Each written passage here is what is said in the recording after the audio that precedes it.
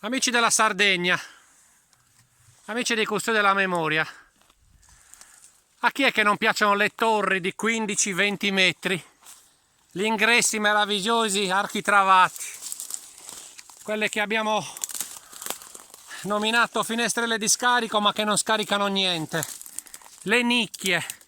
A chi è che non piacciono tutte queste bellissime cose? Ma se noi ci limitiamo solamente a quelle, il nuraghe Juncus di Quartucciu muore nell'oblio. Questo è il nuraghe Juncus di Quartucciu.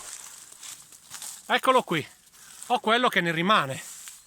L'abbiamo trovato, non siamo molto lontani dal nuraghe Anna, vi ricordate il video che ha risposto molto successo sul nuraghe Anna, il nuraghe Nanni Arru, il nuraghe Cortis Averda.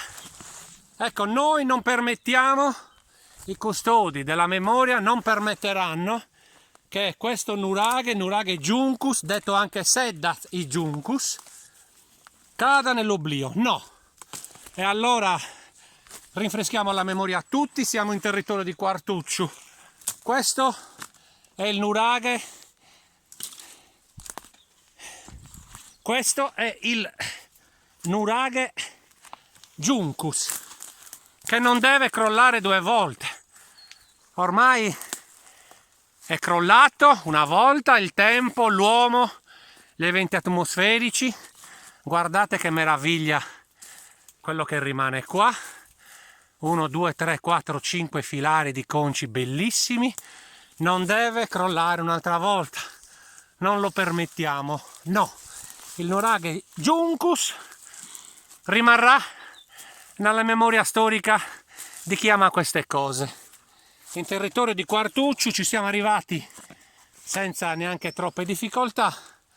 Siamo felici di questo, vi abbiamo portato anche questo e speriamo che il nuraghe che stiamo riprendendo ora non vada nell'oblio. Ciao a tutti!